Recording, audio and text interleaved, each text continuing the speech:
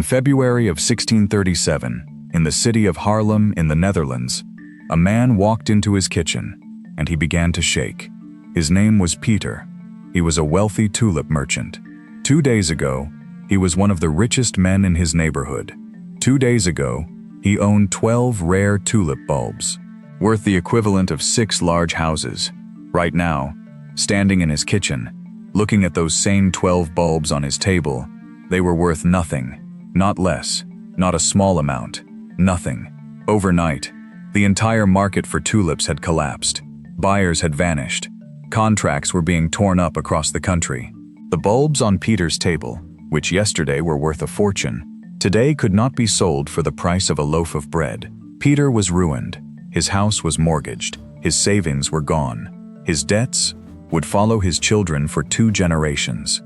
And here is the part that will break your brain. Peter did not lose his fortune on gold, on silver, on land, on ships, on slaves, on any of the things people had built wealth around for 1,000 years.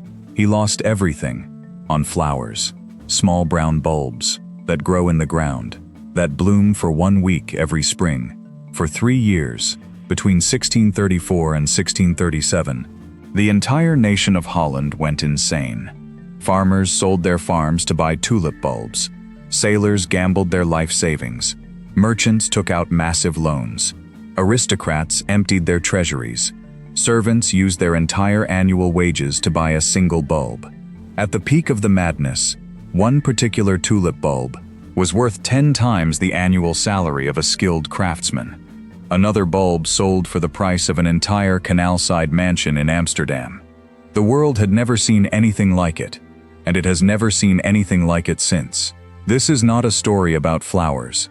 This is a story about the first time in human history that an entire country lost its mind at the same time, and what happens when the whole world wakes up and realizes it was all a dream. This is the real history of Tulip Mania.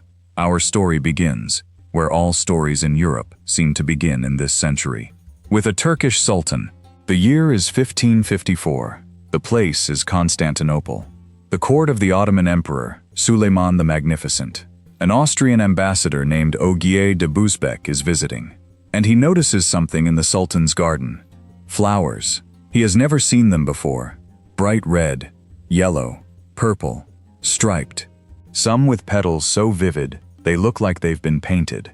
The Sultan tells him the flowers are called lale in Turkish. To European ears, it sounds like tulipan, and eventually, tulip. Busbecq is enchanted. He buys some bulbs. He carries them back to Vienna. He plants them in the imperial gardens. Within a few decades, tulip bulbs are spreading across Europe. To Prague, to Frankfurt, to Antwerp, to Amsterdam. And in Amsterdam, something is about to happen that will change global economics forever. Because in the early 1600s, the Netherlands is not just any European country. It is the wealthiest country on earth. Per capita, the Dutch are richer than the French, richer than the English, richer than any king in Europe. Their ships dominate global trade. Their merchants control the spice route. The Dutch East India Company, which we talked about in the nutmeg episode, is at this exact moment the most valuable corporation in human history. Money is pouring into Holland from every continent, and the Dutch merchant class suddenly has more money than they know what to do with. They need something to spend it on. They need a status symbol, something new, something rare, something no one else has. And in the year 1610, a man named Carolus Clusius makes the discovery that will destroy the country. Clusius is a botanist, a quiet scientist working at the University of Leiden. He has been growing tulips for years, studying them, cataloging them, and he discovers that tulips have a secret. Most flowers, when you plant their seeds, produce children that look like the parent. Red tulips grow red tulips. Yellow tulips grow yellow tulips. But some tulips produce something impossible. A bulb that has been infected with a certain virus, called the tulip breaking virus, will produce a flower with wild, unpredictable patterns. Streaks of white on red, feathers of yellow on purple, explosions of color that no artist could paint. Nobody in 1610 knows it's a virus. They think the flowers are simply magical, and these virus-infected tulips, called broken tulips, became the most desired flowers on Earth. There was only one problem. The virus made the bulbs incredibly fragile, and it made them multiply very slowly. A single rare bulb might only produce 1 or 2 offspring per year, which meant the supply of rare tulips could never keep up with demand. Prices began to rise. By 1620, the rarest tulips were selling for the price of a horse. By 1630, they were selling for the price of a house.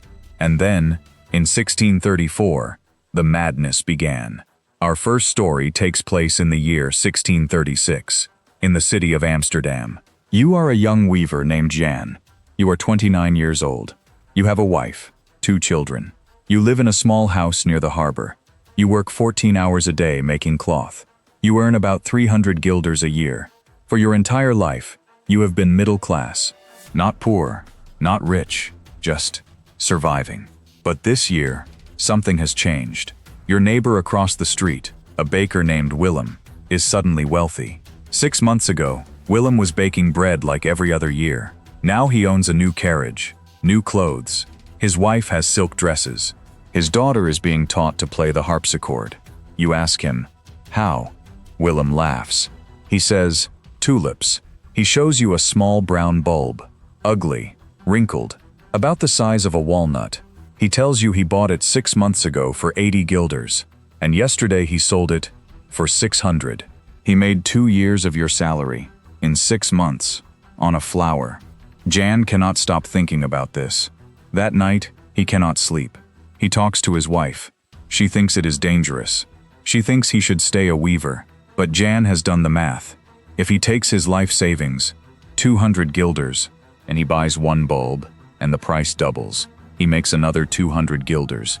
If it triples, he makes 600. If it goes up 10 times, he can buy his family a real house. The next day, Jan goes to the tavern, because in 1636 Holland, this is where you buy tulips, not in gardens, not in flower shops, in taverns, because the Dutch have invented something new, something the world has never seen before. They have invented the futures market. You don't actually have to see the bulb. You don't have to hold it. You don't have to know what color it is. You just sign a contract that says, in 6 months, when the tulip blooms in spring, you will pay the seller a certain amount, and you will receive that specific bulb. In the meantime, you can sell the contract itself to someone else for a higher price, and they can sell it to someone else for an even higher price. The tulip is never seen. It's still in the ground. Nobody actually owns it. But the paper contract is being traded between hundreds of people, each one paying more than the last. This is the first futures market in the world, and by 1636, it is completely out of control. John walks into the tavern. Smoke fills the air. Merchants are shouting. Ink is being spilled on contracts. Coins are being counted. Bulbs are being described in whispers. He shows his 200 guilders. He asks about a bulb called Admiral van der Eyck. A dealer walks him through it. This bulb, currently in someone's garden, will bloom next April. It is currently valued at 400 guilders. Jan doesn't have 400 guilders. The dealer smiles. He explains a system called on margin.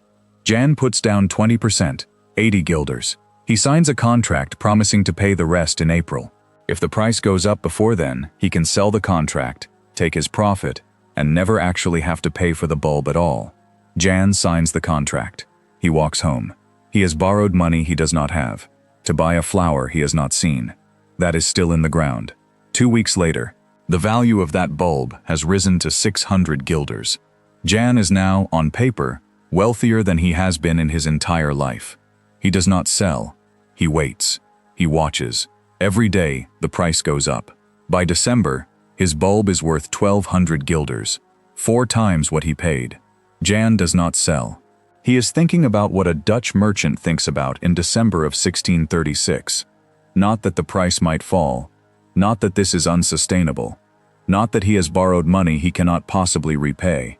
He is thinking about how much richer he will be next month. Our second story is about a bulb, just one bulb, but it has a name, and its name is Semper Augustus. Semper Augustus is the most beautiful tulip that has ever existed. Its petals are white, streaked with vivid red flames. The pattern is different on every flower. No two Semper Augustus tulips are alike. In the years leading up to 1637, there are exactly 12 Semper Augustus bulbs known to exist in the entire world. 12. And they are owned, almost entirely, by a single Amsterdam merchant. His name is Adrian Pauw. He is one of the wealthiest men in the Netherlands, and he keeps his Semper Augustus bulbs in a garden surrounded by high walls, with armed guards. For years, other wealthy Dutchmen offer him unimaginable sums for a single bulb. He refuses. In 1633, he is offered 3,000 guilders for one bulb. He refuses. In 1634, he is offered 4,000 guilders, then 5,000, then 8,000. He refuses. In 1635, he is offered 10,000 guilders. To put that in context, at that time, you could buy a mansion on the finest street in Amsterdam for 6,000 guilders. He refuses. In 1637, at the peak of the madness, one Semper Augustus bulb reportedly sells for 15,000 guilders. 15,000 guilders. Enough to buy the most expensive house in Amsterdam. Twice. Enough to feed a working-class family for 100 years. Enough to purchase a ship, crew and all, and send it to sail around the world. For a single flower bulb, that will bloom for 1 week, and then die. Adrian Pauw becomes one of the richest men in the Netherlands. He builds a country estate. He becomes ambassador to France. He dines with kings, and he does it by owning 12 bulbs. But he is one of the few who will get out in time. Our third story is about a man who did not. His name has been lost to history, but the story is true. Sometime in early 1637, a foreign sailor arrives at the docks of Amsterdam. He is delivering cargo from the Middle East. He is invited into the home of a wealthy Dutch merchant for breakfast. The merchant lays out a fine meal for the sailor. Cheese, bread, herring, wine. The sailor eats. He is grateful. On the merchant's counter, he sees what he assumes is an onion. Small, brown, wrinkled. Sailors eat onions with everything. He picks it up. He puts it in his pocket. He walks out to enjoy his breakfast on the docks. The merchant returns to the room a few minutes later. He looks at his counter, and he screams. The onion was not an onion. It was a Semper Augustus bulb, worth more than what the sailor would earn in his entire life. The merchant runs to the docks. He finds the sailor sitting on a crate, peeling and eating the bulb like a snack. The merchant grabs him. He has him arrested. He drags him before a magistrate. The sailor is charged with theft. He is sentenced to prison for several months, all because he ate what he thought was an onion. The value of the bulb he consumed would have paid for the crew's meals for 12 months. This one meal, that single moment, captures everything about Tulip Mania. A world where a flower was worth more than a human life, where an onion could get you arrested, where the entire economy had decoupled from reality, and it was about to collapse. On February 3, 1637, in the town of Haarlem, a tulip auction was held. Nothing unusual. Auctions like this happened every day across Holland. But on this particular day, something strange happened. The first bulb was put up for sale. The auctioneer called out the starting price. He waited for bids. Nobody bid. The auctioneer lowered the price. He asked again. Nobody bid. He lowered it again. Still nothing. The room went silent. For 3 years, at every auction, every bulb had sold. Prices had only gone up. Nobody had ever seen a moment when the buyers just stopped, and now they had. Nobody knows exactly why. There are theories. A plague outbreak, a rumor, a single wealthy buyer who decided to sell, a collective realization that the emperor had no clothes. But the effect was instant. Within 24 hours, the news spread across the Netherlands. The Haarlem auction had failed. No buyers. By February 5th, the same thing was happening in Amsterdam, in Leiden, in Utrecht, in Rotterdam. By February 7th, every tulip market in the country was collapsing. Sellers panicked. They lowered prices. Buyers refused to buy. Sellers lowered prices again. Buyers still refused. Everyone was selling. Nobody was buying. Within 5 days, the price of tulips had fallen by 99%. A bulb worth 6,000 guilders on February 2nd was worth 30 guilders on February 7th. Contracts were torn up, debts were defaulted on. Merchants who had, on paper, been worth fortunes woke up to find they owned nothing but pieces of paper worth less than the ink they were written in. Jan, our young weaver, was one of the ruined. His Admiral van der Eyck bulb, which had reached 1,200 guilders in December, was now worth 15. He had signed contracts to pay hundreds of guilders he did not have. He tried to sell. Nobody would buy. He tried to negotiate with the seller. The seller refused. He tried to hide. The courts began ruling on tulip contracts. Some were declared valid. Some were declared void. It depended on the town, the judge, the day. Jan lost his weaving shop. He lost his house. His wife took the children back to her father's village. Jan spent the rest of his life in a shared room above a bakery. He never recovered. Multiply this by tens of thousands.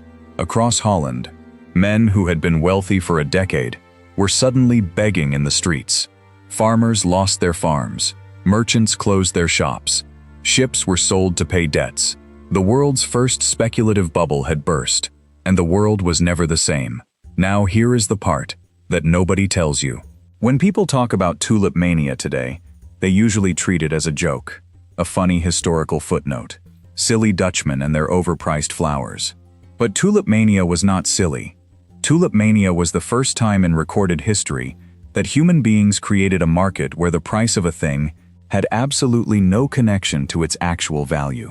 It was the birth of financial speculation, the birth of futures trading, the birth of the boom and bust cycle that still crashes economies today. Every stock market crash since 1637 has been a version of Tulip Mania. The South Sea Bubble in 1720, where the British lost fortunes on a company that owned nothing, was Tulip Mania. The Wall Street crash of 1929, where American investors lost everything on stocks worth nothing, was Tulip Mania. The dot-com bubble of 2001, where investors lost trillions on internet companies with no revenue, was Tulip Mania. The 2008 housing crisis, where American homeowners lost everything on mortgages that were bundled and sold like tulip contracts, was Tulip Mania. The cryptocurrency crashes of the last decade, where millions have lost their savings on digital coins with no underlying value, are Tulip Mania. Every single one follows the same pattern. A new thing is discovered. Early buyers make money. Everyone rushes in. Prices go up because everyone thinks they will keep going up. Ordinary people mortgage their homes to invest.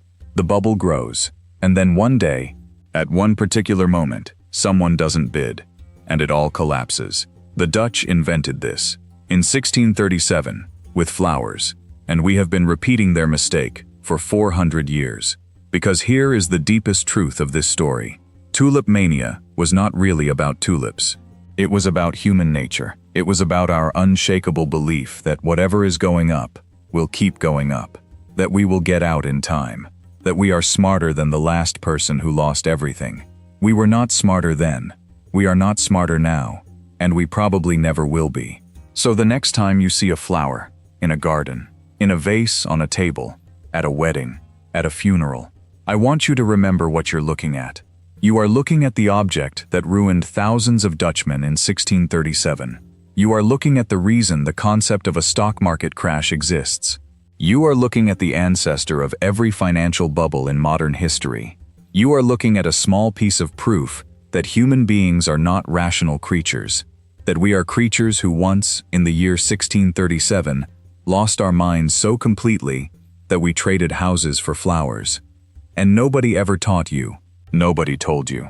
Nobody mentioned it, because the history we are taught is not the real history. The real history is hidden in the small things, in the garden, in the flower shop, in the things we never think about. This was Spice Lore. If this changed the way you see the world, hit subscribe, because next week, we're telling a story that is even more shocking.